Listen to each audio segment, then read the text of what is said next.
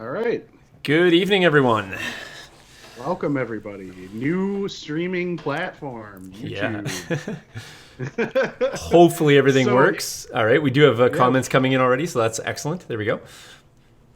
we finally figured out how to YouTube, guys. The old men are turning younger. Yep. So, all right. Well, so big show tonight because we have John Griffin with us. Coming to us live from his AT-AT cockpit. Yeah, as you can see, General Veers in the corner there, John Griffin. So, for those of you who have been with us since the beginning, I'm sure you remember John. He was with us for probably like the first 19 or 20 episodes, and we're happy to have him back again tonight. Say hi, John. Hello. Welcome. How you been, man? What have you been up to? Have you been staying quarantined, or what's going on?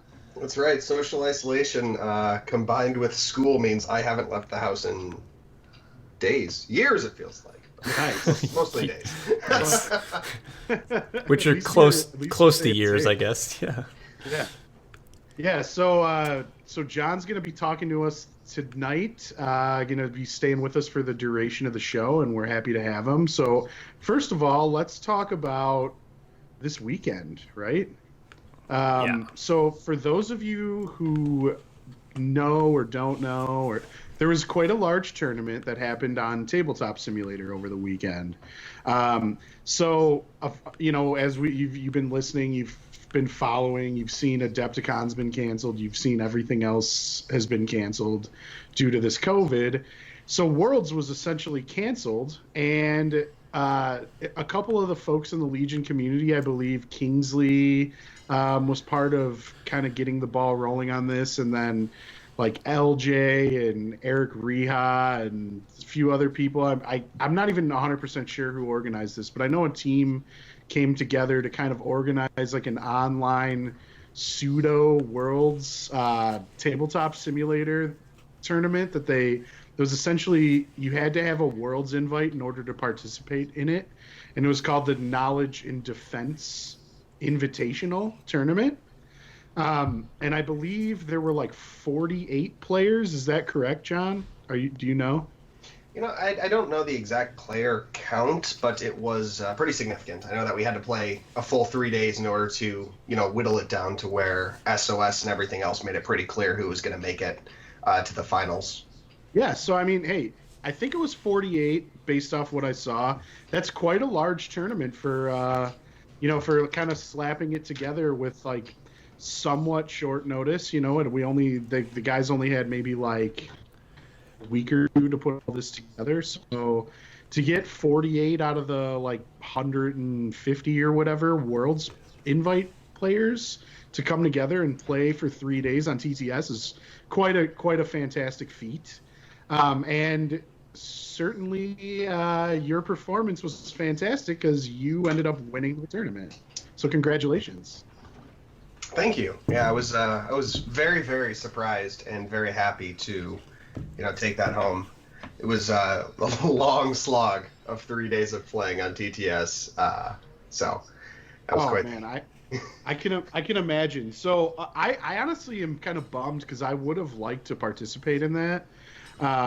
But unfortunately, due to my job, I had to work all day Friday, and they started it during the day on Friday. So I unfortunately didn't get the chance to play. However, on Saturday and Sunday, I pretty much had the streams going either on my TV or my computer pretty much almost the whole day.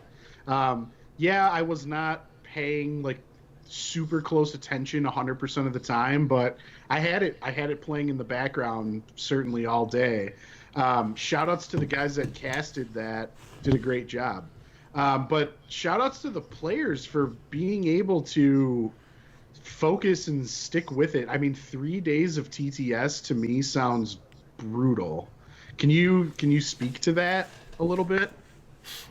I mean, there's how do I put this? It's the same kind of brutality you get with any sort of long tournament, where you're playing multiple days.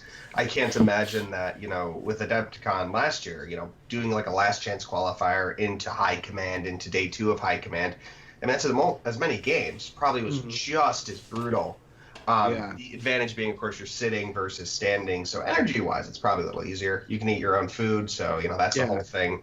But also with TTS, there's some of its own issues with like putting out minis and stuff like that. So I think overall the exhaustion's probably about the same. I know I was wiped every day. And I know multiple people said that too, that they were tired. So it was as close to the real world as I think we could have reasonably gotten given the circumstances. It's like it seems like it's like a different kind of strain, but still a strain nonetheless, right? And particularly, I think for like, I think there was a few people. Well, there's quite a number of people that were playing from either Europe or Australia.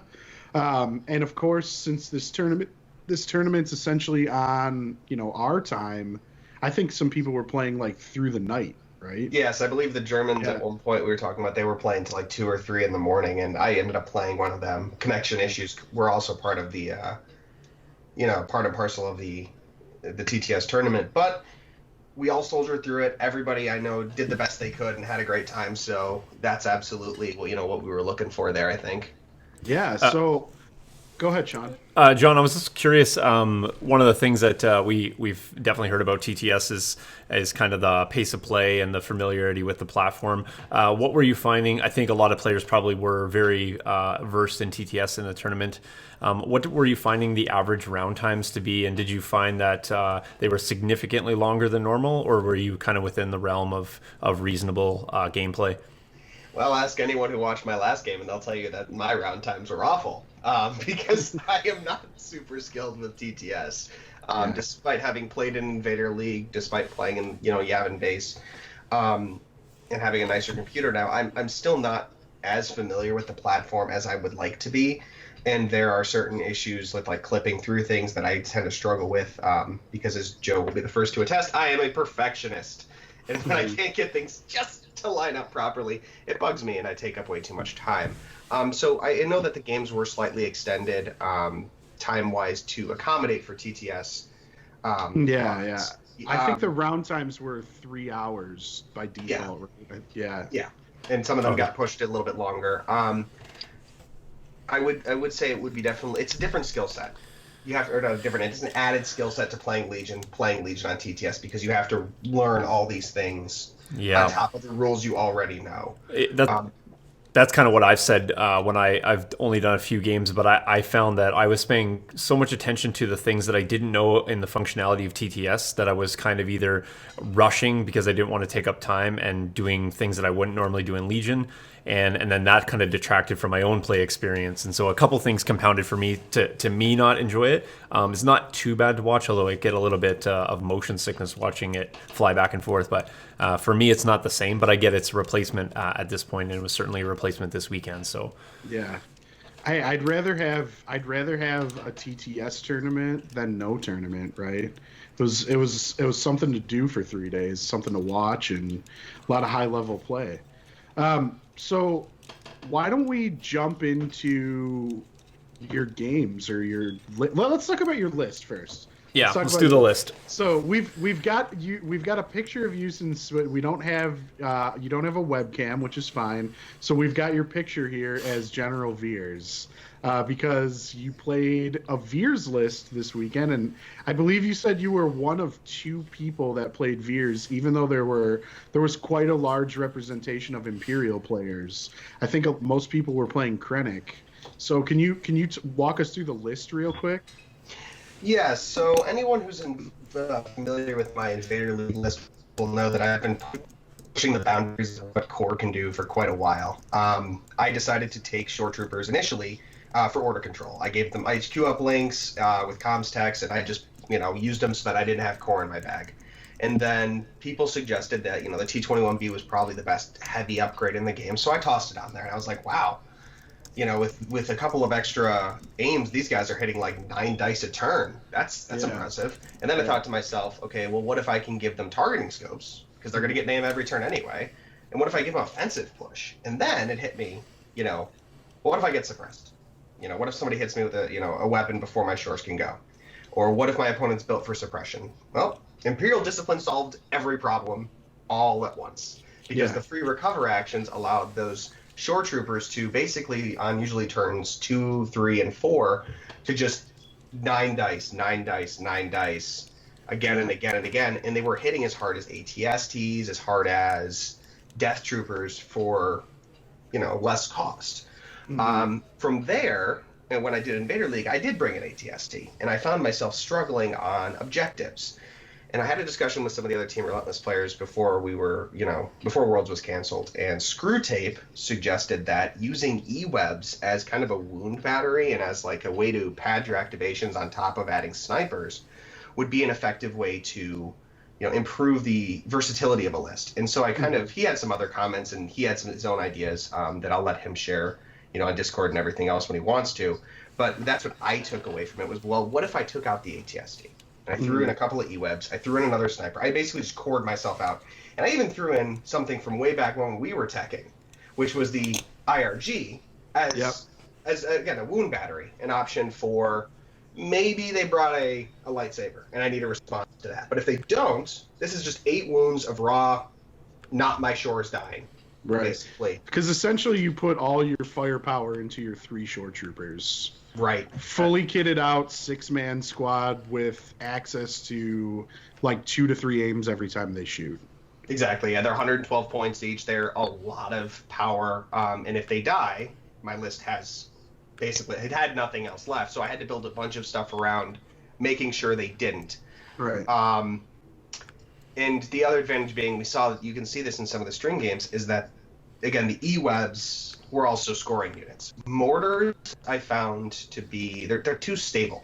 They don't move, right? So if you have 3 mortars and you're playing like KP, all 3 of those mortars are going to sit on your back objective. And so are your snipers. And suddenly you've got 6 activations sitting on one objective, and you've only got a few activations left to sit on the middle.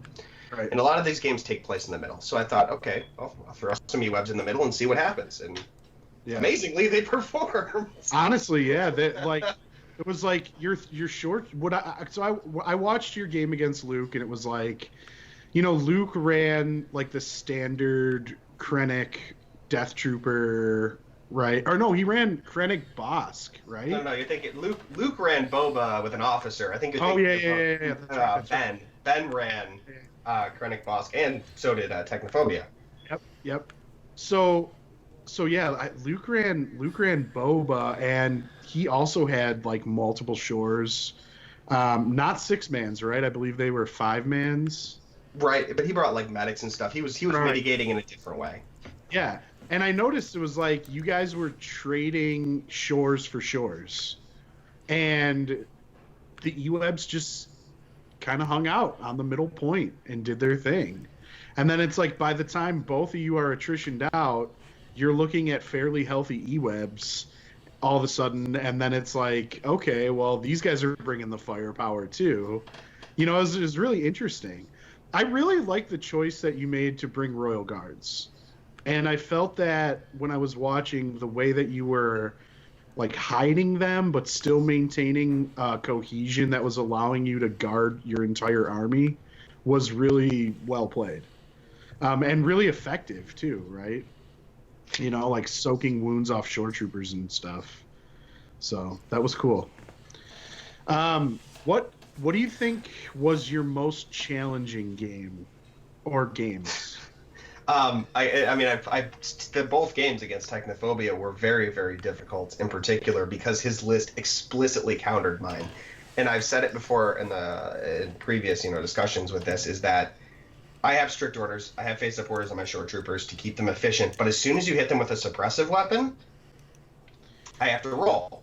And then there's a risk I don't do everything. And when a list comes at me with 5 range 4 suppressive weapons between Bosk, Death Troopers, and Mortars, and he out-activated me, the list really does struggle to perform because I need those shores to always be efficient.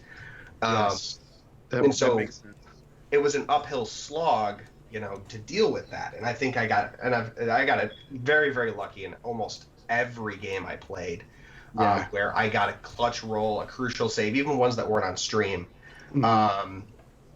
where, a single roll made the difference between victory or defeat in many cases, where games were swinging back and forth. And that's what I really enjoyed about this particular invitational. I didn't feel like there was a single game where I steamrolled or my opponent steamrolled, and it wasn't fun. No, we fought tooth and nail. Yeah. Fun tooth and nail. Yeah. We enjoyed ourselves. Right. Our units were fighting tooth and nail until the very end. There was very rarely a point at which we both went, you know what, it's over. Yeah, and I didn't expect anyone to get steamrolled because, everyone there had an invite to Worlds, right? So the player pool is already like the people who have kind of earned their spot and are playing at like a slightly higher level. So I don't think I witnessed any straight up tabling or any games that I can remember that didn't go the full duration and led to like an early concession. I think everything was like 6 rounds of time allowed or maybe 5, right? Because of time. And that was cool to see. Man, speaking of Technophobia, shout outs to whoever that is. I don't know his real name. I think he is like a SoCal guy. I think they mentioned on stream he plays with like LJ's group, so I might know him. I don't know. But man, his list was very standard, like Imperial gun lines, something we've seen for a long time. Death Troopers, Bosk, Krennic, Snipers, Shore Troopers, and Mortars. But he played super well. I watched him play LJ's Double the Fall, and I think at the time LJ was like 6-0. And at one point, Dooku had, I want to say, like 14 suppression on him, and the stack of suppression next to Dooku was like up to the model's shoulders, which I thought was hilarious. And that's exactly like what you were mentioning. Like he had a suppressive gun line, and it was really punishing. So that was quite interesting to watch. So a lot of good players, a lot of good play. Anything else you want to bring up about that tournament or your list or? I got a question for you too, John. Before maybe you do that, just because you might get to it, and I'll ask first, and then you can share the information anyway. With your list, what missions, what objectives, and what conditions were you pressing for, if given the choice? Okay, so that's a really good question. So, I do an array whenever I write a list, 1 to 4 for each thing. I think the top spots for each one were Minefield, Long March, and Objective, I think it was Sabotage. If I was blue, it was Sabotage, because the inherent advantage. So that was the 1-1-1 array. The best game I could play would be Long March, which was pretty close to what we played in the final. And that comes down to just all of those things play into the Empire's advantage, especially with that list. It lets me take, either I want to play in the middle or I want to play a couple of objectives. I don't want to have a spread out line because that's dangerous in case I played R2, which I did. I think you're honestly safest playing Long March against an R2 because it's such a narrow deployment for him to get into. And it's really a long way for him to go, to be quite honest, in the most unsafe condition. Yeah, he has to double move every turn. Right? Yep. Basically, yeah, he's got a ways to go, and it just makes it very, very difficult for them to take secret mission easily. Yep. Whereas if you play like battle lines, it becomes much easier. Major offensive is somewhat easy to defend, but I think that's beyond the scope of what we need there. I just think it came down to just attritioning, right? I want my shore troopers to obliterate units while not being obliterated in turn. So I wanted to play, scenarios, objectives, and conditions where my shores weren't taking damage. Minefield, I think I'm pretty good at placing mines. I think there's some players out there who will tell you that I like to try and get my second mine so that it's in a really awkward spot for my opponent. So I think that I don't know if you can't tailor that. No, that's not the wording I want to use. It would be difficult until Vital Assets comes out to tailor a deck to beat this one, right? To beat this list. It's kind of an all-comers list, but I do think post Vital Assets that wouldn't necessarily be true. True. Yeah, that was what I was just about to ask you, actually. 2 things I wanted to ask you. 1, did you play any clones this weekend? I did play 1 clone list. It was my game 6 against Wren. he played Saber R2 with Kenobi, not Rex, which really threw me off because I was just pumping piercing shots into him, and he was just guarding it all onto Obi. Made my snipers feel useless, and taking out a Saber when R2's on the table is a daunting task, to say the least. Yeah. Okay, so what was your strategy against clones? Because I kind of understand the strategy against Double the Fall, and I understand the strategy against Rebels and Imperials, but what about against Saber clones? So in that one, I actually ended up playing Long March Sabotage. I think Clear Conditions was the condition. And so I just played the objective because I knew I didn't think he was going to come to me, and I knew the Saber was going to be a problem. And he did end up getting a kill with the Saber and started pulling his entire army back. Again, talking about getting lucky, I ended up double critting a squad. Basically, the last chance I had was to do this. And taking out a single clone squad, which swung me back into, the primary points position. But when you're trying to take, I don't know if you want to take it down at that point. I don't even know if you want to waste the firepower. It's just to shoot at the Saber. Yeah, I don't think so. Yeah. He had the beam cannon. All my units were in heavy cover, so like the secondary beam attacks were only really getting useless. Suppression. Yeah. It's but at the same time, it's like it's what 4 red, 2 black, 2 white, critical 1 every turn. With on a platform that is going to be incredibly difficult to take down without a lightsaber. I think you just ignore it at that point, unless you've got some built-in strategy to beat it. I think that's your safest bet.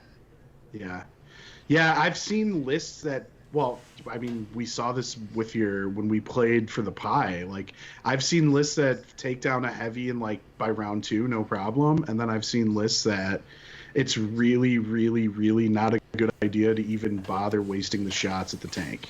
Yeah, don't even start.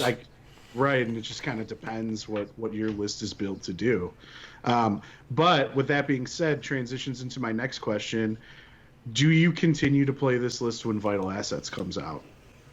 Well, there's a lot I want to do once Vital Assets comes out, especially with what's coming with it, in that wave.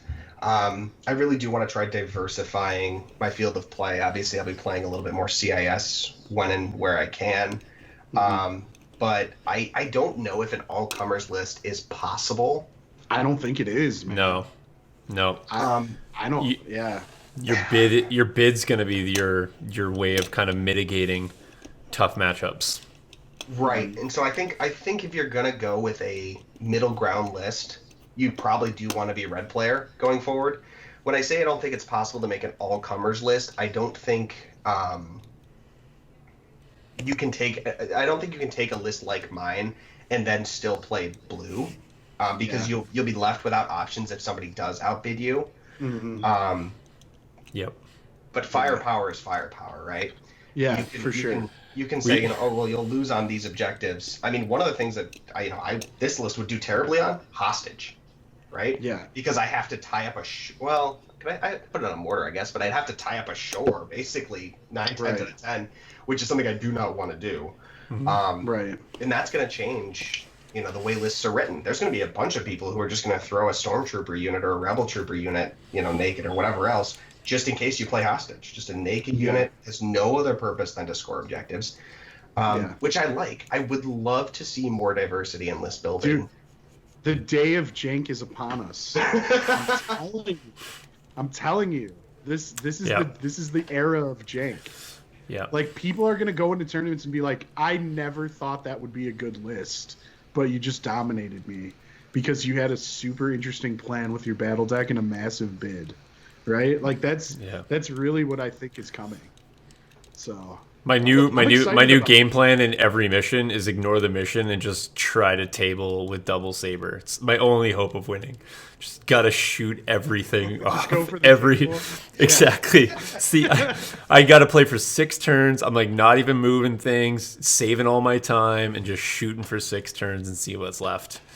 Yeah. Yeah. Hey, man. And that's it. It works. It works in a lot of objectives. It does. It's like, oh, you have to go there. Perfect. I was. You didn't face. Did you face any double heavies at all, John? Or what was the? I guess what was the not necessarily the toughest, but what was one of the more fun lists that you ran up against that you personally hadn't seen, if any? Game one. Somebody Okay. put Vader Tank against me. Dave Awesome. Grant from the UK, I believe. He played Vader Tank. Turn 1, he double moves Vader onto a VAP. He wounds the VAP on turn 2, then moves Vader into the tank. And I know what's coming turn 3. He's going to Master of Evil off the tank. Yep. And he's going to come out swinging. I saw it from a mile away, and I'm like, oh, man, how am I going to deal with this? So I put 2 units on a VAP. I made it look super exposed. And I just had my rest of my army just wait. And I got lucky enough that I was able to pull the guys off of Vader. He wasn't able to tag the VAP hard enough for it to matter. And then we just blew him away. Yeah. And then I was like, okay, that's, I'm going to go score that VAP again, and you're not going to make up Vader's cost, I don't think. Right. The time we have left. So that was, and it was just, we've talked about it before. I've said it many times. I think that's one of the more effective uses of the tank. Some people will say, well, now you have Darkness Descends and you don't need it. But it's inventive. It extends that threat range of his, Master of Evil immensely. Now, there is a downside. As far as I'm aware, he doesn't get the dodge token. So, pros and cons. From Master of Evil? Yeah, because he's in the tank. Because he activates inside the tank. Yeah. Yeah. Yeah, his order's issued and he's in the tank and can't gain a token, which is, a downside. Maybe that, if that rule gets changed, I wouldn't complain. But he, it's just a really interesting concept to play around with, and I like seeing people take a very different off-meta list. And I hope to see a lot of that going forward. I'm going to be watching a lot of stuff. Yeah, for sure. I think. Well, go ahead. I was just saying with the baby and everything else. I have a feeling I'm going to be sitting there, a lot of times just watching somebody streaming something and just be like, oh, that's a really interesting list. Yeah, for sure. You will be. Playtime coming up. Yeah. Yep. I don't know. I don't want to miscredit this, and it might have been Sploosh. I'm not 100% sure, but I heard tale of a Grievous double AAT. Yes, it was there. It was floating around, and I was scared of it.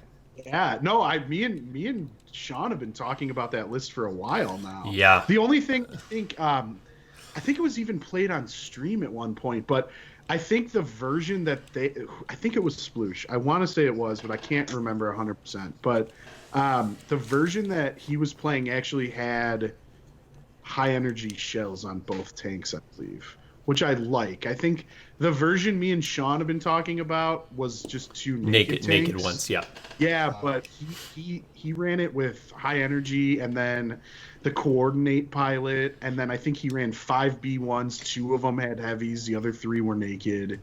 And I like it because, dude, I mean, I've played the AAT several times now, and it has to move. Like, it inevitably has to move at some point, and then so you can't get barrage every turn. Except we did also talk that might even change come Vital Assets, because the points that you need to get to, you actually determine some of those with Vital Assets, or they have known starting positions. So yeah, I think I don't disagree that it does need to move to benefit probably now. Will it need to move as much going forward? Maybe not.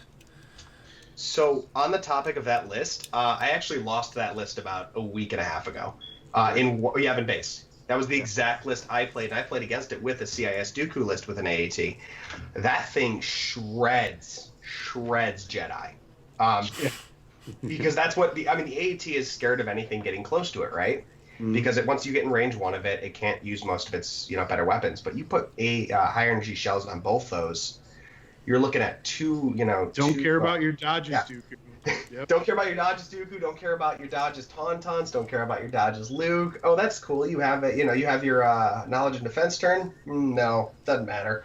I can only see the stock of that list going up if CIS gets like a cheap commander where they can fit even more in there. Like, I dream of the day that CIS gets like an 80-point commander like Veers or Leia, and I'm sitting there going, let's say it's like. What's the guy with the rebreather? I can never think of his name. He's always the one I keep saying I want. Wat Tambor. Wat Tambor, yeah. He's the one I want. For the techno union, yeah. Non-combatant commander. Yeah. And so he's just Yeah. there. You take an AAT, 2 AATs, like high energy shells, Triple stab. triple Yep. stabs it. You know. Oh, bombing run, 6 got that taken care of. Yeah, just gonna go quickly grab 3 points. Yeah. My stabs in. You're gonna throw your tauntauns back at me. That's cool. I'll shoot them with the AATs. Like, Yeah, Right. oh, No, it's dude. ridiculous. Everyone's begging for it. I think it's only a matter of time, and it's going to be really, really fun. I want to run just like a horde of CIS, right? Like, it's super iconic. I want to put 40 plus battle droids on the table, and I want to surround them by heavies and supports. Like, that's what Naboo was. That's what like all these battles looked like, and I really want to see that. And I think we're almost there.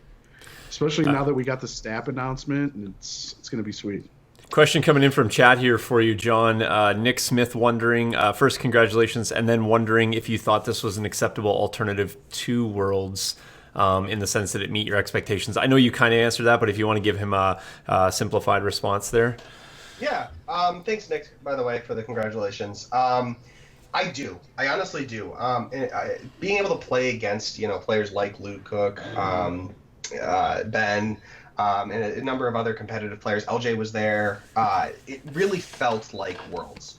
There was no, not that I'm aware of, anyone was going in going like, I'm not going to play a competitive list. This was a very competitive TTS tournament, comparable to like Invader or something like that, where everybody was trying to get that title, to at least have something to make up for the loss of Worlds this year. So yes, I would say it was a very competitive tournament.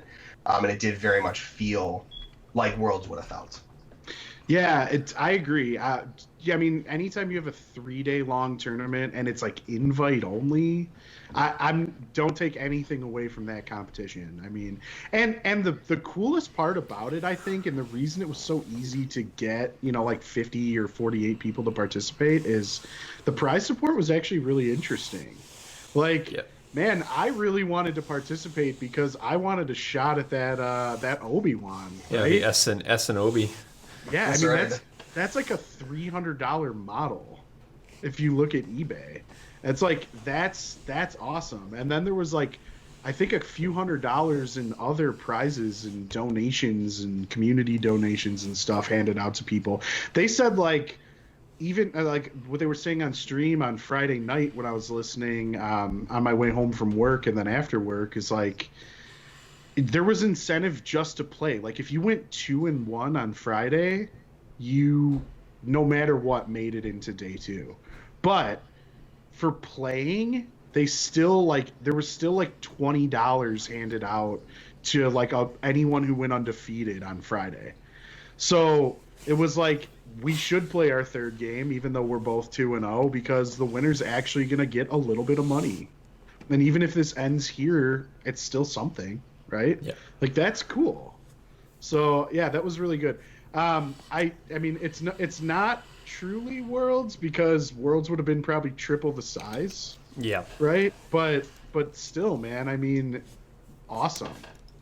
Right. Awesome that people had the option, Absolutely. Yeah. Good on everyone. Yeah. It's great to see the community coming together, in the face of, this sort of adversity, where it could have been very easy for the community just to be like, Worlds is canceled, Legion is dead. This is, FFG is going to tank, because it's happened. We've seen people respond to things like this before, like that. And instead, the community went, okay, how do we keep this going? Yavin Base is still going on, but how do we allow the people who have worked this entire year to still feel like there's something there for them? And I cannot express my appreciation to, Eric and Kingsley and everyone else who were involved to set this up, make this happen, because they brought it together super quick.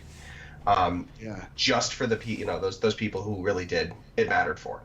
Yeah, no, that was great, man. That made me happy to see that. So yeah, shout outs to everyone involved in organizing that. Great job, and cool thing to do for the community for sure. Do you guys want to jump into talking about some of the stuff that got spoiled? Because I'm excited to talk about it. Yes. Before we get there, though, Joe, a little bit of housekeeping. You want to talk about update on the token stack? Yeah, do you have the picture?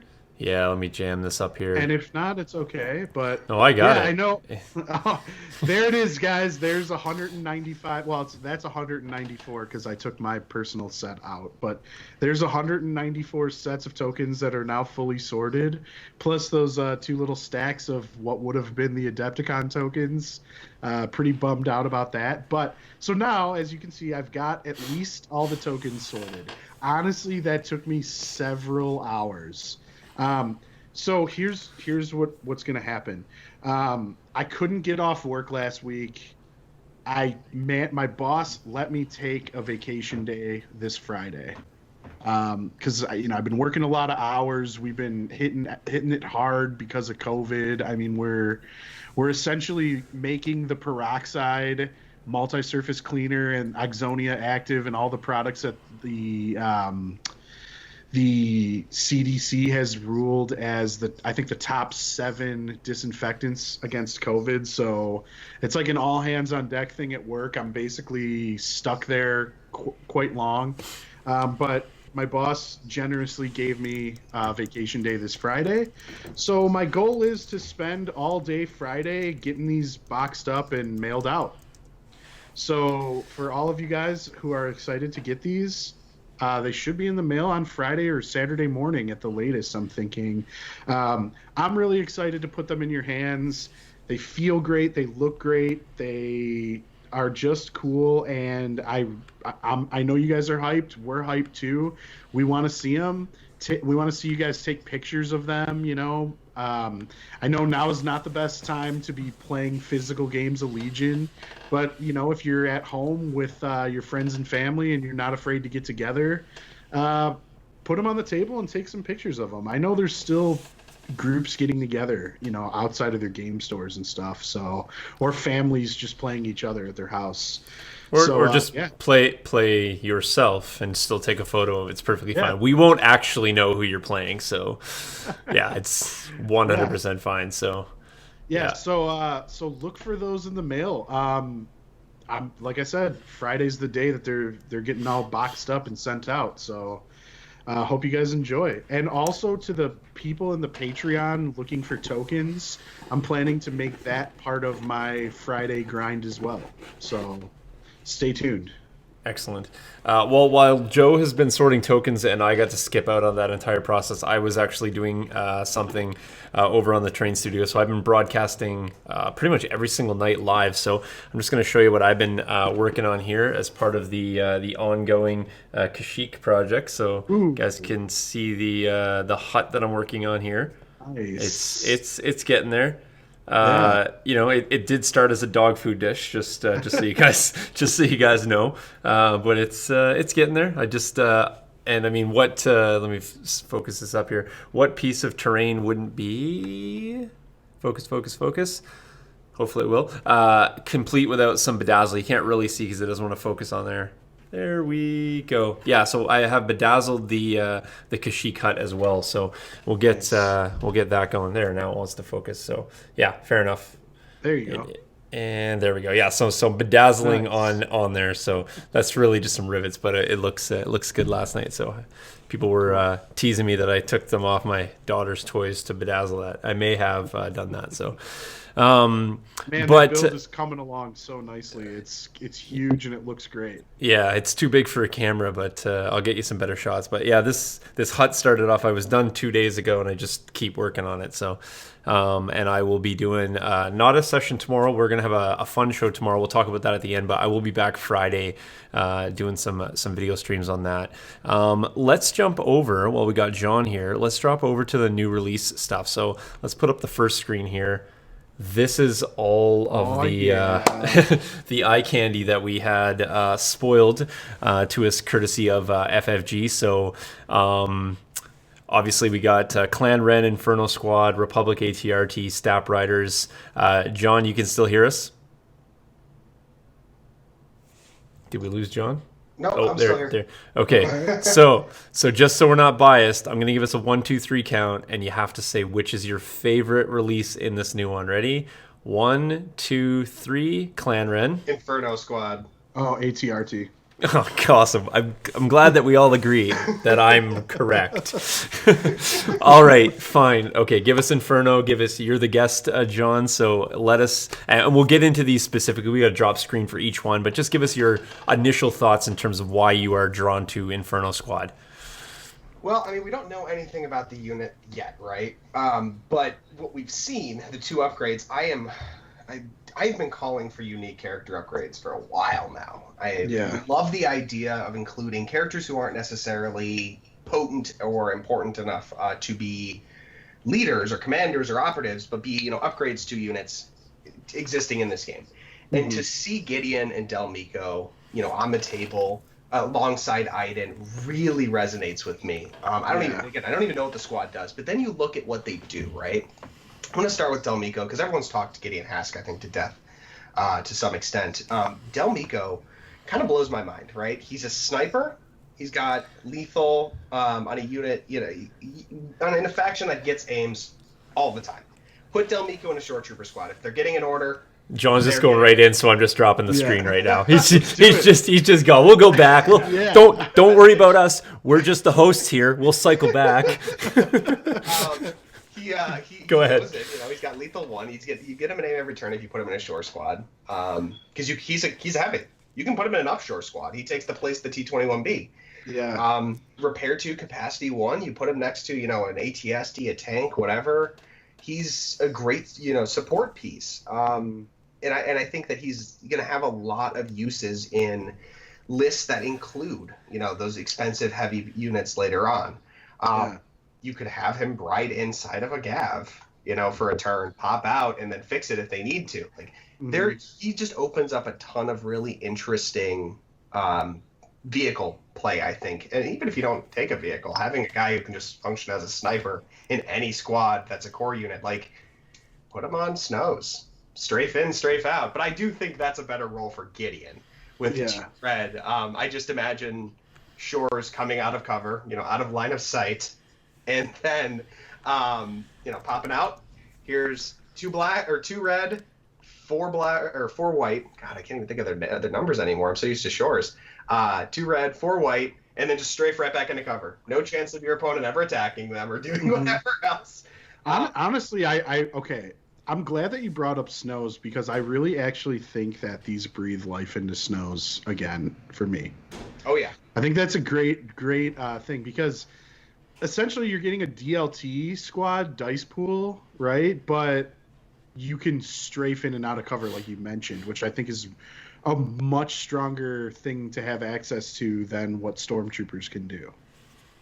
Right? Am I right in saying that? It's 2 reds and a bunch of whites. Yeah. It's a really potent play, and it's a really potent range 3 play, which is something I like. It's a new band, not a new band, but it's an interesting band to have that kind of potency in, with a unit that's usually struggled to do well outside of range 1. Yeah. And I mean, people have probably pointed out already. Put Gideon in any squad. Add a short trooper squad and a mortar, and you have your 3 core that all coordinate with each other every turn. That in and of itself, that synergy for someone like me who loves getting as many face supporters as possible is such value for points. But I mean, he is 38 points. He is not cheap. And so I think we're going to see a lot of Gideon going forward. I'm hoping we see some Del Meeko going forward. I can't really comment too much on the T-21 Special Forces until I know what the rest of the squad does. But I'm excited to see, where they go. I'd like to see a Special Forces unit for imps that actually wants to play at range 3, because right now we've got Death Troopers who play at range 4 and snipers that play at range 5. So if this is a range 3 unit, which the gun kind of indicates it is, I think they'd be really, really interesting. So I can't wait to see the spoiler article for Inferno Squad. I think it's really going to shake up the way Imperials play. Man, anytime you see critical 2 on a card, you just think, okay, this is probably good. Right? Critical is just such a strong keyword, so it isn't. Yeah, no, I agree with you. I'm quite excited to see it. And I like the idea that you can actually run through these, and one of them could be called Inferno Squad. That's pretty neat. So, yeah, look at the paint jobs, look at the sculpts. Let's talk a little bit about the visual aspect of these here for sure. Definitely loving, the kneel down sniper model. Very cool to see the helmets. I think they maybe look a little bit large, but I get it. That's what the helmets. That's how they were. But they kind of look like they got a little bit of the big head syndrome going on here. But yeah, that's a very what's that like Japanese style, or it's almost even like it's almost like a pop vinyl. That's exactly it's a fungal pop. Yeah, it's a fungal pop. Yeah, fungal pop. I heard a lot of like TIE fighters confirmed. All fine. We'll roll with that. But no, I agree. I also think that the ability to paint this unit and get it on the table looking similar to this, I think people are also going to sort of gravitate towards if you're going kind of for that box art color. We got another unit that's going to transition well. Doesn't seem like it's going to be that difficult to paint up. I mean, who am I kidding? I won't be painting them, but just saying, I think I've done it with Death Troopers. You could basically just prime these and throw Black Templar over, and they'll look decent enough. Yeah, a couple splashes of red, and you're good. Couple splashes of red, maybe a little bit of metallic silver or something on the gun, and you're pretty much done. I mean, if you want to do a quick job just to get these on the table. Yeah. Now, here's the question of the day. Now, if you look at their helmets, they've all got Imperial, symbols on them. Are those going to be transfer sheets, or do I have to paint those? Oh, dude! I hope they're transfer sheets. I doubt they're transfer sheets. I feel like those are hand painted, but I wish they were transfer sheets. And you know what? I guarantee you, there's a nice market for a third party like decal transfer sheet company, because I've already seen it with clones. I saw there was a guy that popped up that's doing like made to order, I think 25 at a time clone sheets, so you can do all the different, like you could do the Wolfpack insignia, and then they got various popping back over to us here. Yeah, go ahead. Various sizes of the Republic logo and whatnot, and the Jedi Order symbol for Obi-Wan's shoulder, because man, freehanding that stuff is really difficult. I've actually owned the full Inferno squad like proxies from Shapeways for like almost 2 years now, I think, because I obviously didn't know they were going to actually release these into the game. And for a while I was even running, just a random like TIE fighter pilot as like my DLT and my stormtroopers, just because I thought it looked cool. And I painted one of my stormtrooper squads up black and red, and just kind of paired them up with the Inferno squad minis just for fun. And I just painted like some red dots on the helmet. Like I didn't even attempt to like put the detail in to try to make an Imperial logo. That's just like way above my skill set. So I'm with you, man. I'd love to see some transfer sheets. Well, it's been 30 seconds, so they're available now on the internet somewhere. Right. So. Someone's already put up a for sale post, right? Thank you for doing it, whoever did. I appreciate you, because I don't have the skill to do those things. And those people who do, definitely help out the amateur hobbyists like me, and I do appreciate that. Yeah, for sure. All right. Go ahead. All right. Anything else on Inferno? We're going to jump back over until we get that next spoiler. All right. They look cool. Let's jump back over here. It's poor Stap Riders. I guess we're not talking about them because they weren't picked. So we'll go into the let's go into the Republic ATRT. I think because that was your pick. I think Joe. All right, let's pop over here. I gotta slide over this way a little bit. I don't think. Do you have a picture of the card? No. The card's been spoiled, right? I didn't. Talk about it. Yeah. First of all, let's compare this to the Rebel version of the ATRT. Yeah. So you lose the surge to crit that the Rebels get in favor of surge to hit, which is a change that I fully understand and agree with in the Republic faction, because this, to me, its function is purely as like a fire support platform. Yeah, I think you gain it on defense as well, though, too. Do you not?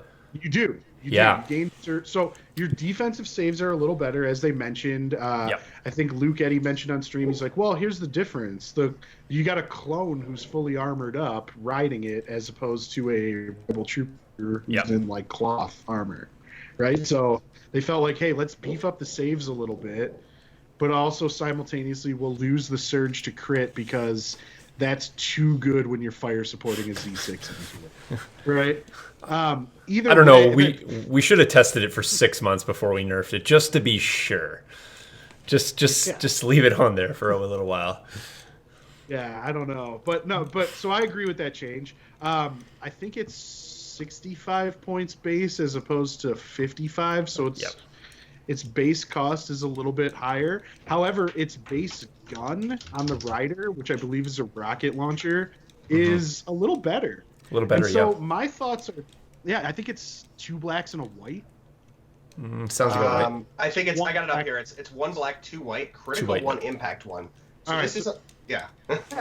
So think about it as it's a 65. Now they said they're gonna release all 3 of the same weapons with it that the Rebels currently have, right? So I'm guessing those points costs and profiles are the exact same. We can just make that assumption.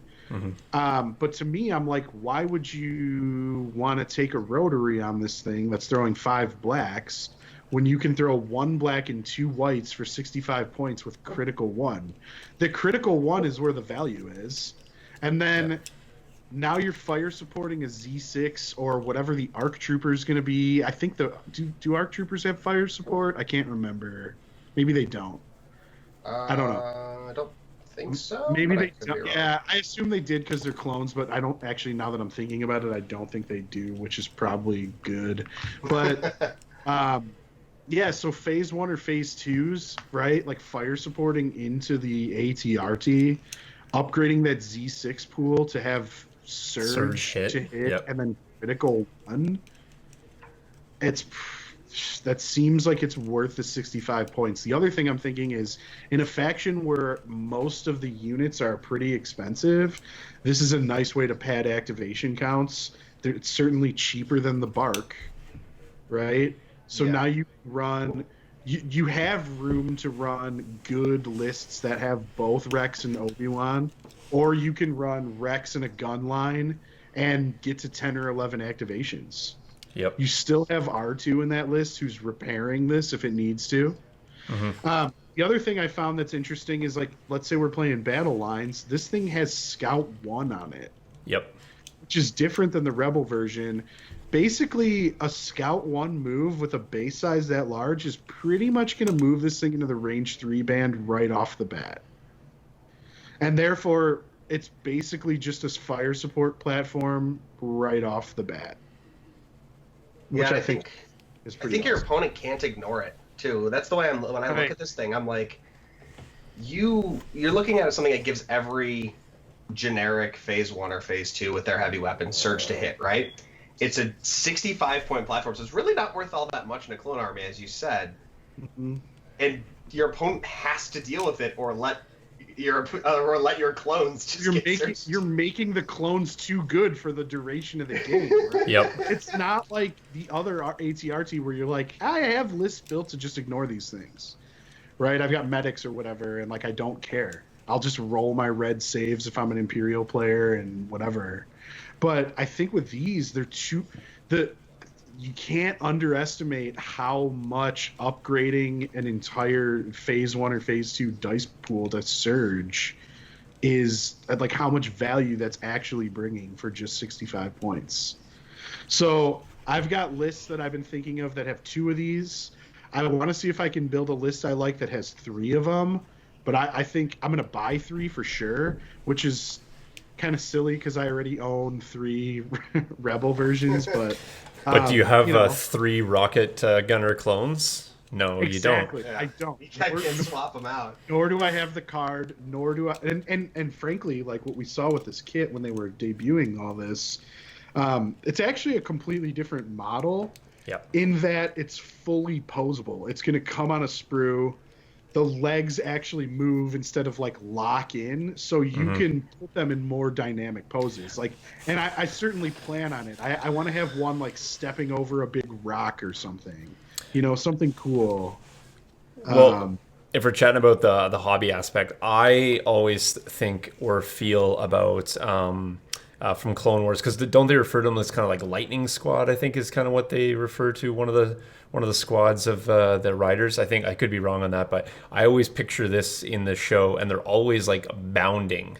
Like they're always like in that leaping pose. So I'm really envisioning kind of like up on a toe and like maybe jumping a log or jumping over something. So I really envision them being higher, and I know that silhouettes won't factor into the vehicles, or I believe that's what we've been told. So I'm not 100% sure if that'll be an advantage or disadvantage. But if it's mounted a little bit higher, I'm okay with that aesthetically. Probably have Honestly, I don't care because RTs have already been like a thing for this long, and we've been fine with their rules. Exactly. And I think when you define the terrain at the beginning of the setup, you're just accounting for the RT. Yeah. Like its pose doesn't really matter. I hate to have that restriction. We're kind of coming up with the silhouettes to get around that, so I don't want to be I don't want to be hemmed in with anything. Just have your conversation at the start. Okay, here's my RT. Yeah, it's a little bit higher, but here's another one beside it, completely normal. Let's define all the terrain based on that and roll with that. So I agree with that completely. Yeah, because again, you got the rider with the gun arm up here. Well, if I'm getting real gamey and it's like, well, that's the highest point, so I'm not going to have, it's a cool pose. He's stationary there, So I don't want to nitpicky about that. If it's a posable model, let's make it posable and dynamic. That to me is the rationale behind that, as opposed to having three, RTs in the same static pose. So for sure. Yeah. But yeah, no, I'm hyped for it. I actually, man, the more I think about it, the more I'm like, I don't think I pay points for their guns. I think I just run these things naked. Little bombing run unit. Yeah, and what I'm thinking too is like, it's like, okay, well, let's say it gets shot to 4 wounds and a gun breaks, I'll just break its kick. Yep. I think your opponent picks what they break, though. Well, okay, fair enough. Fair enough. But here's the thing: you lose 1 white die, you still have critical 1 impact 1. Like, yeah. Okay. Oh no. Yeah. Yeah. Fair enough, right? So whatever. Yeah, it's pretty solid. I like it. What do you think, John? Are you into it? How do you feel about it? Like I said, I'm scared of it. I mean, I almost think you either do one of two things with this thing. You either nuke it so that the clones get weaker, right? Or you nuke the clones so they're not around to use it. Because once they're gone, its offense is pretty meh. But I see 65 points, right? Plus, you throw 3 of those together, it's about the same cost as a Saber tank with upgrades. True. So I think a wing of RTs is basically interchangeable for a Saber, for very different roles. And I'm really excited to see what people do with that. That's kind of my key thing. Every time I see a new unit, I always look at it and go, okay, what are the new and interesting things people are going to do with this? And I think the ATRT is going to open up a lot of doors for the Republic. The other thing I was thinking is cutting a Saber in favor of like 2 RTs. With the points that you get back, it's a little easier to put Obi-Wan in your list and like run Rex Obi-Wan. And then when you're looking at that, or even like Obi-Wan Padme R2, and then when you've got that going on, I think you can keep your clones really defensive, right? Like you can keep them sustained long enough to get value out of those fire support shots for the first possibly 3 turns, So I like it. I think it's great. It's the Bark Speeder's cool, but this I think is a little better in my opinion, and something I'm a little bit more excited about. And I'm sure there's going to be a lot of people out there who agree. I mean, we've been looking for a cool support vehicle, especially one that I'm not forced to do a compulsory move with, because that's just not my play style. I'm not great at that. Some people are, for sure. It's just so it's nice to have options, and I think it's a good option.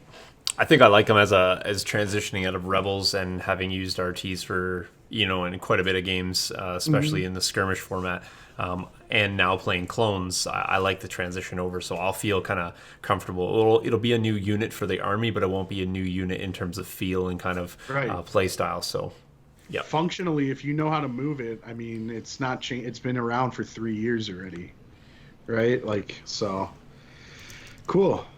All right, what else? Oh, Matt Stewart. Thank you, Matt. Yep. Appreciate it. Let's go back over and check out some more new Let's talk releases about here. Mandos. All right, here we go. So, Clan Wren, Let's talk about Mandos. definitely interested. I think of all the releases, I'll just say this outright. I think that the models were definitely some of my favorite. I also am a really big fan of the gray paint scheme that they rolled with here. So we'll bring you over to the actual drop, and that is not the right one. There we go.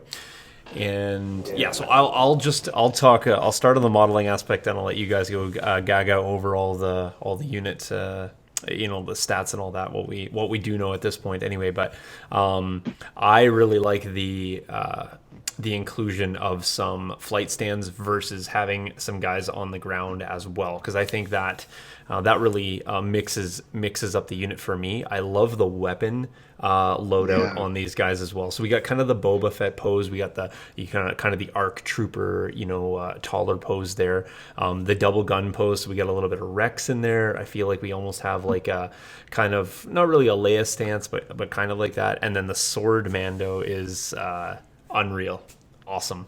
The Beskar duelist. Yeah, the Beskar duelist, that's right. And for me, love that. I can't actually wait for this unit to come out, because I think the paint schemes of all the units that released, this one's going to be probably the most interesting, most dynamic.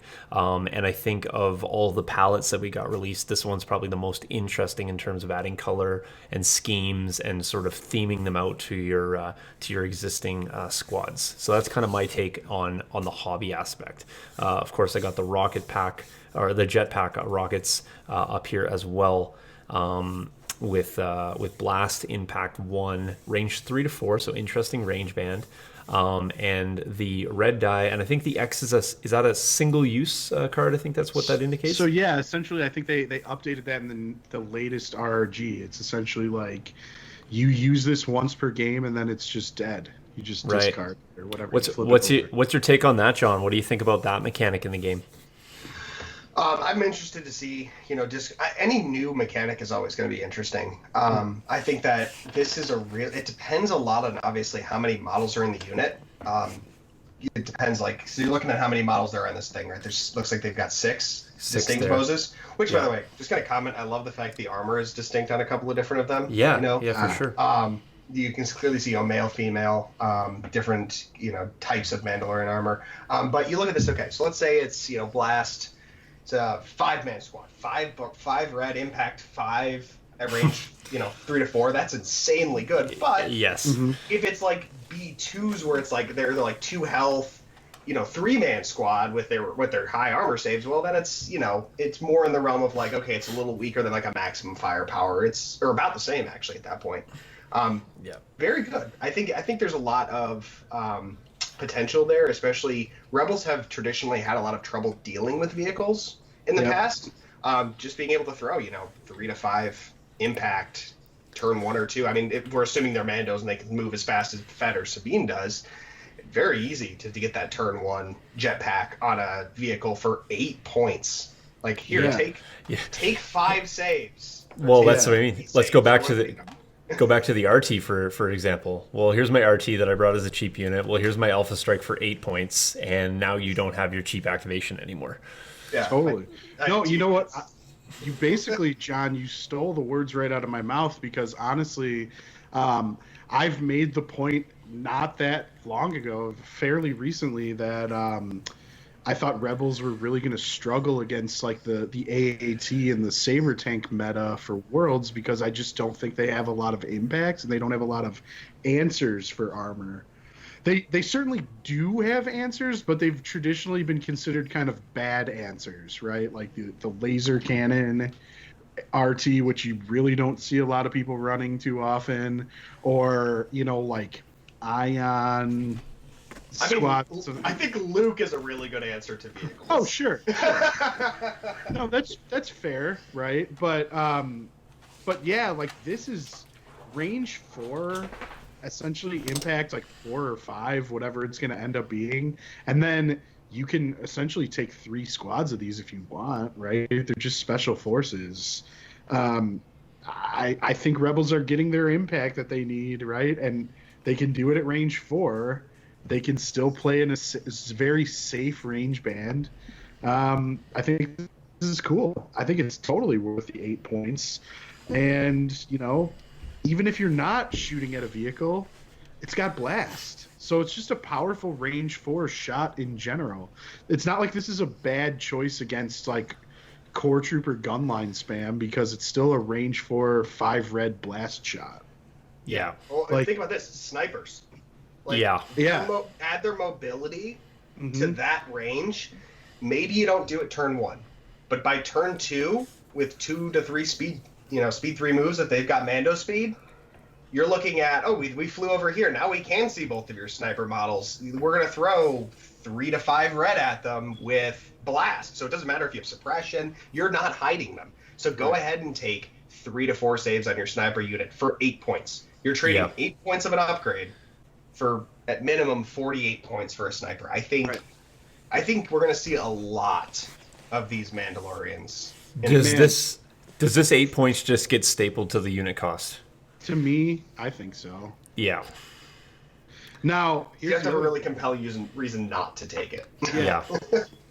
Yeah. Like, if you're making the choice between taking Luke or one extra rocket, right? It's like you're gonna take Luke, but yeah, like if you can find 8 points in your list, which you should I think prioritize finding those points. Yep. Yeah, no, it's interesting. Here's the other thing. There's a couple other not even related to the profile, because we don't even have the fully spoiled profile, but just back to like the hobbying and the sculpts.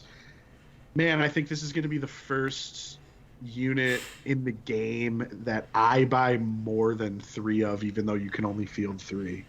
Because 1, the sculpts are amazing. 2, there's so many options. You can do the full flight stand. You can do, you could change your arms around. You could change your poses and stuff. And 3, I've seen quite a bit of people who've been making full Mando proxy armies. And here you go. You've got access to like every Mando pose you'd want in one box, right? You can now buy, between this, Sabine, and Boba, you could pretty much just buy a bunch of boxes of these and like make a full Mando proxy army. The other thing I like is, I'm playing mainly Republic and CIS right now, and I have 3 Obi-Wans because I bought 3 core sets. Well, I'd really like to do an Obi-Wan conversion onto a Mando for like that arc where he steals the like red and black Mando armor, that Clone Wars arc. And now I have the option to do that, and I don't have to use just Boba Fett's pose to do that conversion. So I think that there's so much cool stuff. Just from like a hobby aspect, this box is going to be extremely valuable to a lot of people, because a lot of people like Mandos. So I would pre-order these, is what I'm getting at. If you want them, I would pre-order them, because I think they're going to sell out, or they're going to be quite difficult to come by. It's going to be one of those things where it's like, man, I bought 2 and I really want to field 3, and I go to my local game store who ordered 10, but they're all 10 are sold out. Sorry, you can come drive out to the Boons where I live and get them there, because my store owner always has stuff. Man, Ben's... I know GameStorm runs out of stuff, and John pre-orders a lot. Like, it's like, he does. It's like everyone went out and bought all the Rexes just because they're like, dude, this is a cool clone for conversions. And so like he just doesn't have Rexes, and he can't get more. Yeah, Rex seems to be sold out just about everywhere, though. Yeah, it's just because like people are just buying multiples, or it's like everyone's just buying it. It's like good. Well, he's a generic clone. He's like a cool looking clone, and it's like I could go buy 3 of these, paint one like Wolf, one like Rex, traditional Rex. I can even do like a Phase 1 helmet and a Phase 2 helmet. So this is a reason to buy 2 or whatever. So I think Mandos are going to be the same kind of deal, where I think there's just going to be a lot of people buying them for the hobby. Ben's probably already pre-ordered 2 million boxes, so yeah. We'll get that one down real quick. Couple questions coming in from chat. First, Daniel's saying that he's going to buy some of these to put them on his desk at work. I'm actually going to suggest to Daniel that he just gets a 6x3 desk, and then you don't just need to put them on your desk. You can just play on your desk. Much better. Also appreciates your hobby ideas that you come up. I mean, Joe is kind of the hobby anchor of this podcast, so thank God he's here. And then we got a question coming in here, generic, I'll pose it. Would you consider dropping a Z6 to take the jetpack rocket? Like if you got to make that cut in your list, where I think so. To me, at least. Man, I guess maybe I guess it depends on what you're marrying up the Z6. Like if your Z6 is like intricate to a fire support into like a Saber or even an RT, then maybe you're going to get more traction out of that. Are you talking about? No, I think he's talking about the Rebel Z6. Oh, sorry. Yeah, he is talking about the Rebels. Yeah, right, sorry. He's talking about the Rebel Z6. I was going back to what we were previously talking about. My bad. The Rebel Z6. Yeah, so not fire supporting into a Saber, obviously.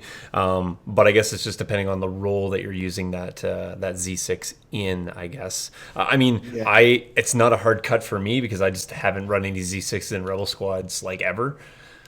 So... But I guess it's just comes down to. If you had six Z6. Yeah, that's what I mean. If you have, right. I'd say drop one because then that's your like hostage squad now, and it's like that's no big deal. And then you get your jetpack rockets. Yeah, I wouldn't hesitate. It really always depends on what do you got? You know, what is your list composition? Are you bidding or not? That's like a tough question to answer. Without looking at the full picture. But I think it depends. But I think that's. John, great point. If you're running like 5 or 6 Z6s, I don't think it hurts you to cut one. Yeah. I think I'd probably free up the bid points anyway. Yeah, and it depends if you're running 1 Mando or 3 Mandos. Or, it depends what the rest of your list looks like for sure. But good question. And I think we can explore that more as we find out more how much this unit's cost and what the lists are going to look like in the future. Yeah, hard to tell what slots they're going to have, what you're going to kit them all out with. So I think right now this 8 points it could be a pretty hard sell not to take it. So and I think it becomes easier when you take more. So yeah, for sure. And what I think is really interesting about this unit, just from the very little bit that we know about it, is it sounds like it flexes pretty well. If you put that duelist in there, which they showed, you actually have the potential to make this like a quite solid melee unit. Yeah. It can go toe to toe with a lightsaber user based on whether or not it can get a dodge or an aim. I think the Beskad duelist has some new keyword where I think if it takes a dodge, I think it gets immune to pierce. Is that the one that's the one that's like situational though, right? I think you can take a reactive dodge. Is that the one? No. It's literally got a new keyword on it that says like it gets this effect if you take an aim and it gets this effect if you take a dodge. And I forgot what the 2 effects are. I think one's pierce immunity for taking a dodge. Again, it's not like a hard counter to a 1 pip, but if you can like assign them a dodge, it's gonna be something that is gonna be quite useful if it's targeting like a Luke or something. And the other thing is like they said that they're gonna have synergy. They wanted this unit to have synergy with like Sabine. So Sabine has command cards that get special forces and dodge. Well, this is a special forces, right? So that's all starting to kind of make sense now. So I think that's going to be cool stuff, but we'll have to see more, what they show us and how this is going to all end up working. But yeah. Yeah. I was just trying to see if I can track down what that duelist keyword reads as, but is it like maybe you get pierce or something if you take an aim and you get pierce immunity if you take a dodge, something like that. Maybe it's on Tabletop Admiral. I haven't seen, but I know it's been spoiled. Yeah, I thought it was a reactive piece, but I could be wrong on that. Let's jump back real quick and visit. I'll let you guys start in on the Snap Rider. So here's kind of the drop here. Although we didn't pick it as our top unit or our favorite release here, I do feel that it's getting quite a bit of conversation around the use. So. around like the potential uses given vital assets drop, I think so. Yeah, so John, I know you said you're excited to check this unit out. I am too, for sure. I'm definitely going to buy 3 of them. So Stap Riders, critical 2. Essentially, I think it's 3 blacks, critical 1 on each of them. So it's going to end up being critical 2 with 6 blacks when they're at full health. I think they come in at like 73 points, which I thought was quite a strange number. Definitely why not is. 70? Why not 75? I don't. They have their logic. I think it's maybe because this command control array was 2 points, so that rounds it up to an even 75. I don't know what the logic was there. But it should have been 71 with a 2-point upgrade to come in at 73 and just completely throw us off. Yeah. Yeah. So I mean, yeah, no, but. They're cool. I've heard tale of some people being concerned about their height, and it's almost like going back into the here we go again conversation of modeling for advantage or disadvantage. Right. It's like, oh, we're getting a silhouette for trooper-based size units. We're getting a silhouette that's going to solve the ARC Trooper flight stand, but we're also getting 3 layered flight stands for these. Why would I make them super tall? Right? Like, they're not going to get a silhouette. So I was like, that's a good point that I didn't even consider. You're running into, like, weird stuff with that again, but I don't know. I think it's one of those things where you can just have that conversation with your opponent and just kind of determine that stuff before the game and, play in the spirit of the rules as opposed to the hard duelist, he's saying. While attacking in melee, spend an aim for Pierce 1. Defending, spend a dodge for immune to Pierce. Exactly. Yeah. I think that's what I said. So it's yeah, not it's not necessarily reactionary in that you don't get the token.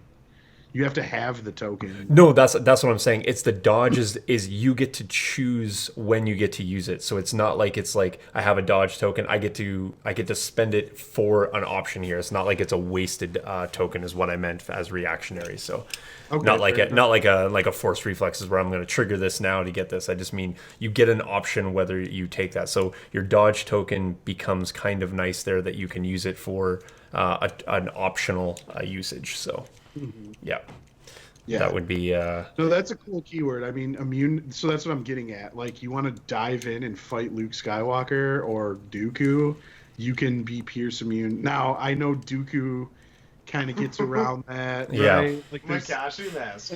Yeah. Right? But Vader can't and Luke can't. And, right. Most times it's good. In that case, it won't be. So yeah. But yeah. That's cool stuff. But back to Staps, right? Thoughts, John? Go for it. So I'm excited to try to run a Stap wing. I think that they're actually... Yeah, no, wing. Full-on 3 Stap Riders, because they coordinate with each other, right? They've got Coordinate Vehicle and Droid Trooper. Yeah. Yep. So I want to give them linked targeting arrays, bring them up to 78 points, and then what I see them doing is I see them running in front of my droid line. They do their compulsory, they shoot... Then they move again, more back towards my line. And the reason that is what I want to do is I want to issue them an order, and they're the start of my coordinate chain. The funniest thing I think that's coming out of this is that command control array upgrade we've got on the screen. I'm more likely to put on the AAT than on the Staffs. Because you put a move series on that, and you're just like, okay, now my tank doesn't have to be anywhere near my line to make sure that I get orders every turn. So there's options there that I like, but I really want to try out a Staff Wing and see like how potent it is. Does it become this thing where my opponent has to deal with it, or they just shred them? Because again, it's a free move, so there's a good chance I might be able to pull out of cover shots with 6 black and aim and critical 2, and then immediately retreat behind maybe heavy cover or behind line of sight blocking terrain. And while the pose is difficult to hide, it's not impossible. No. Yeah. I agree. My biggest downside, though, is that they are, if you run a full wing without upgrades, they're 219 points. And then if you add, I'm just doing this on Legion HQ right now, if you add in the linked targeting arrays, they become a total of 234. By comparison, the tank barely breaks 200 with its upgrades. That said, you're getting 3 activations instead of 1. Yeah. I think they're still very valuable. I could see like any number of things. I also Somebody threw out a suggestion. I'm not sure how I feel about it. Is having 2 staff riders with a droidica, because a droidica is a vehicle. Mm-hmm. So you have your staffs basically buzzing around the droidica, and let the droidica be the linchpin in the middle. Okay. As your 3 supports, and you're getting your support tokens out of your bag every turn. You know, I think there's some really interesting things you can do with the staffs. Mm-hmm. My big concern is that, like most speeders, they'll underperform. But I'm really excited to see people try and make something out of them, because we've been saying, you know, people have been saying forever, oh, speeders aren't very good.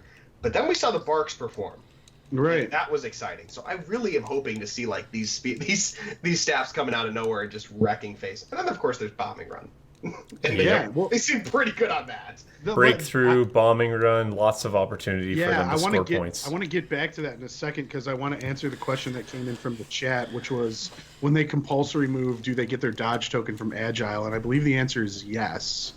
Right? So standard pretty move. much, if they activate, they're never going to have less than 1 dodge on them. Yep. Right? As far as I can tell, yeah. Yeah. So that's pretty cool. I think, going back to your point about, do I take the AAT or do I take these? What I think is interesting is that the AAT feels really good on certain objectives, and these feel really good on certain objectives. And I think you can legitimately bid and tailor a list more to your battle deck, or based on like what objective you want to play, based on what your list is good at. So like Sean mentioned, like Bombing Run and Breakthrough, right? These are gonna feel really strong on Bombing Run. Like, I think anything that moves at speed 3 is gonna feel really strong on Bombing Run, right? Yep. So that's gonna be cool. But I don't think you want to play Bombing Run if you're playing like a droid gunline with an AAT or 2. Right. I guess if you get forced into it, right? I mean, it does potentially give you an out there, and maybe your opponent's not going to pull Bombing Run because you have these. I think they do more than just do well in Bombing Run. Of course, I think they'll perform well, so they may be a little bit of a shield to that if you're not running a bid with this list. So right, I just, man, I'm worried about what Bombing Run's gonna look like against like a Grievous army if you get hit with like 2 suppressive bombs, like in each turn, and then it's like, man, a lot of suppression on droids and Grievous is not a great spot to be in. I don't know. It's interesting. I mean, we're gonna have to see how these new lists mash up with all these new objectives, but yeah, the staff certainly looks interesting. I'm gonna buy 3 of them, of course, because why not? I'm playing droids, so I'm gonna collect everything that the faction can have, right? So I'll try them. I've never been a huge fan of compulsory moving vehicles because I'm just not good at moving them, but I'll still give it a shake. Just try playing them like you'd play Snows, where you strafe in and out of cover. I think I've seen people do that, and that seems to be effective. If they had reposition, that would be trivial almost. But the other thing, I just threw together a 10 activation list with Dooku, a full upgrade tank, 2 staffs, and 6 battle droids, and it just seems like it would be so bad to play against on Bombing Run. Yeah, that sounds gross, actually. You just go deliver your bombs right away, and then just let your tank and Dooku take whatever your opponent's going to throw back at you. I'll just sit here and you come in, and not to mention you have what, still like 30 battle droids in that list, you said, or 36 battle droids. It's still 6 squads. So no upgrades, mind you, on them. But does it matter?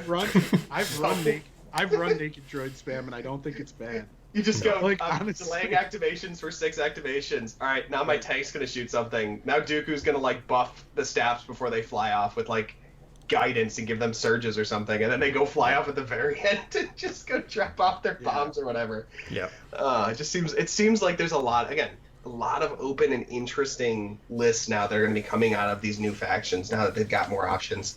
I think CIS will explode with diversity as soon as they get a chief commander.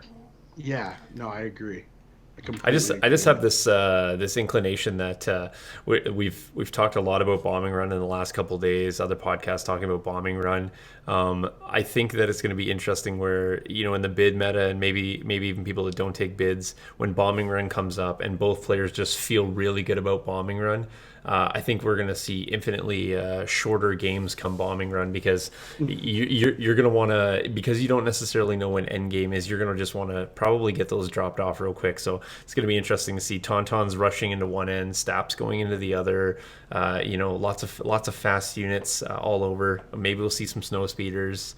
There's going to be a lot of like early engagement, I think, coming up with vital assets. I think it's really going to encourage kind of getting rid of that stale sort of turn one play, and maybe we'll see a little bit more early action, which I'm always a fan of. So yeah, for sure. Yeah, Alpha Strike is going to be a thing. Yep. If it isn't already, it certainly will be with some of this new stuff. Yeah, it's going to be cool. Man, you could do like a Mando Alpha Strike. Oh yeah. Just eat these rockets. Just damage. Blowing 24 points worth of upgrades, but you're chucking 15 red dice plus if you end up having anything else in there. So if you trade in your favor, it doesn't matter about burning those 24 points. Those are some pretty fantastic looking brand new RTs you have. Too bad they're on the sideline for the rest of the game. Yeah. It's gonna be Impact 1 on that rocket just seems like too good for 8 points. So hey, doesn't we might see more Rebels come back. Yeah, we definitely will. Have seemed too good for their points. I don't know. Naked Rebel troopers don't seem that great for 40 points, but they're protected because you're not wasting an 8-point upgrade to kill them. So, but I think John's onto it. Like, just delay that shot. Just double speed 3. You get into a back line or position to do one more move into a back line, and suddenly snipers aren't feeling so safe anymore. And if you double tap, I mean, even characters that if Cassian's gonna hang out back row and do his sniper shenanigans, well, the rebel on rebel matchup, maybe some Clan Wren goes and messes that up pretty quick, or make him take like 13 saves. Yeah. It's.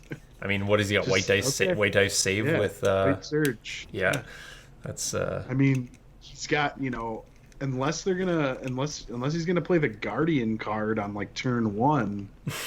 Yeah, it's a pretty strong Alpha Strike for Mando. I mean, you could even posture to flush that out, right? Or I mean, it's going to drop sometime, and I mean, you can force it and just live with it. I mean, you're going to distribute wounds somewhere. It's not like they just go away, but I think it's going to be quite interesting. So, so this wave is going to be a big wave for shaking things up. Yeah. The problem is, when are we going to get this stuff? It's all in flux and it's all delayed, but. Certainly, we can practice on TTS, right? We're all cooped up at the house. Yeah. It's the only way you get to play a tank at 8 these days. I mean, anybody who's got 7 hours and wants to play me a game of TTS, feel free to hit me up. Yeah. I'll be like, "Where's the W key again? What does it do? What if I just hit the space bar several times? What does that do?" How do I take a card out of my hand? I hate this game. Wait a second. Let me tell you the exact key command you need to do to take the card out of the hand. It's Alt F4, if I remember correctly. Well, that doesn't work on a Mac. Yeah. Oh darn. If I can use a good Simpsons line, Catarl, where's that tab? I ordered that a while ago. Good lines. Man, good it's lines. actually so pathetic how the Alt F4 troll has actually worked on so many people throughout the years. Oh yeah, you just press Alt F4. That's how you open up your Mac. Well, in the heat of the moment when you're like freaking out, I totally get it. Like you're playing an MMO, like you're getting annihilated by a boss you weren't ready for, and then like someone's like, just hit these buttons, and you're like, okay, thanks. Oh, and then everyone, and then 19 other people laugh at you as it says so and so is disconnected. Right? Yeah, you gotta be careful of that. Oh man! Please do not, in fact, hit Alt F4. Classic 2006 troll. Yeah, there we go. Classic Year 2 World of Warcraft troll. Yeah. We're gonna see. Now, I've Leroy Jenkins a few units in Legion, and they've been successful. Yeah. Yeah, you can learn a thing or two from MMOs. Right? For sure. 2-3 days from now, we're gonna have like Legion Academy, worst advice ever. Told me to Alt F4. Yeah. Just about to win thousands of dollars, and then this happened. Fantastic. Speaking of Legion Academy trolls, let's acknowledge some of our supporters, the opposite of trolls. Let me just grab that up here. So acknowledging our pledgers here.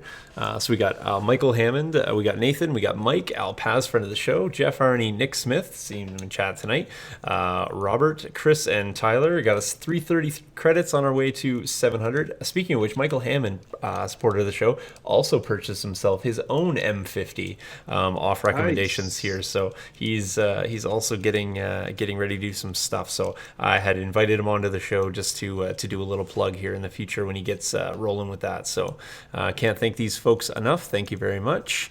Our social medias, should drop that up there real quick.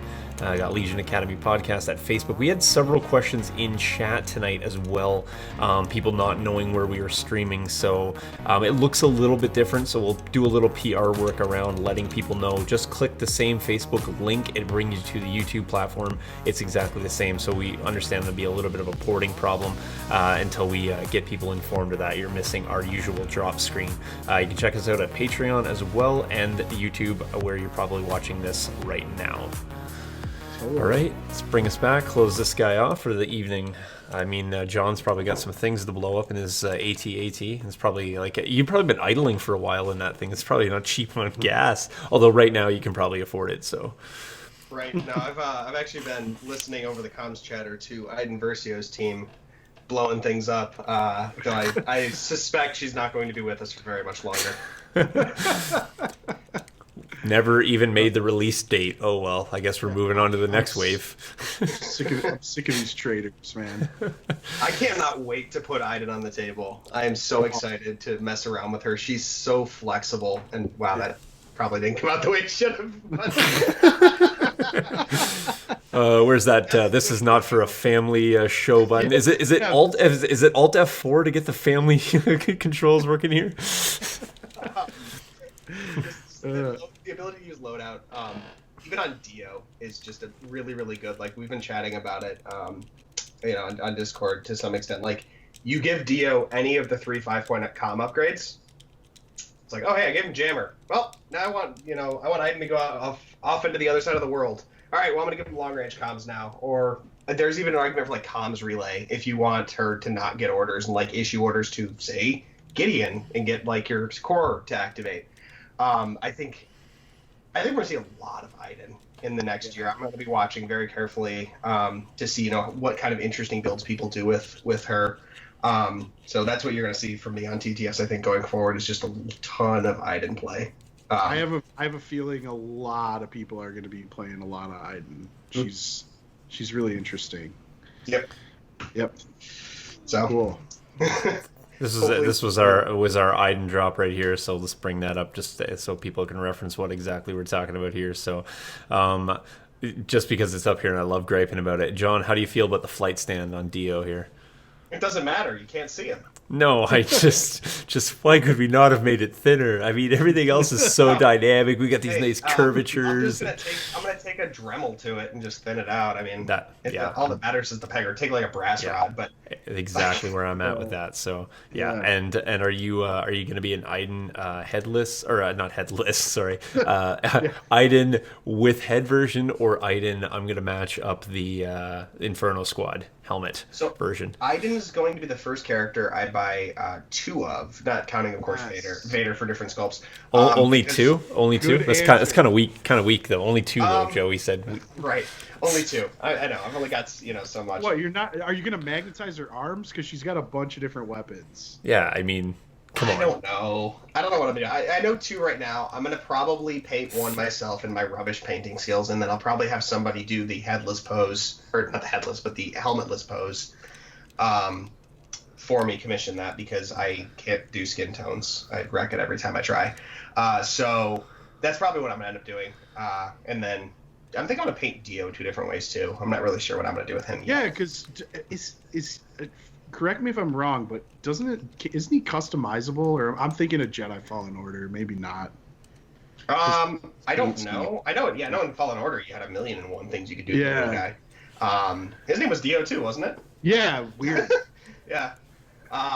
But, well, in this one, actually, somebody pointed it out to me when I was talking about it the other day. Technically, I shouldn't be calling him Dio because his subtitle is just Droid, and she doesn't call him Dio until she switches sides. Oh, yeah, so... I guess that's a thing. Well, actually... Yeah, that's basically what happened. Like, you can't call it Dio. It's not technically Dio yet. Before someone sends us a message that's like, actually... I do want to point one thing out that I do think is very exciting. Is it was shielded and recharge. Iden's got weird synergy with Veers, again with Imperial Discipline. Yeah. The only thing that makes me sad is that Tactical Strike does not, in reverse, work on Veers. Because I just imagine Veers getting Tactical 1, Speed 1, 2 aims. He might actually hit well if he did that. Like, wow, he actually got that crit that he's always fishing for. That's right. I rerolled 3 dice 3 times, and I got a crit this time. Yes, finally, Iden, value. But yeah, I'm excited to see what she does. Yeah, she's going to be cool. Yeah, fantastic.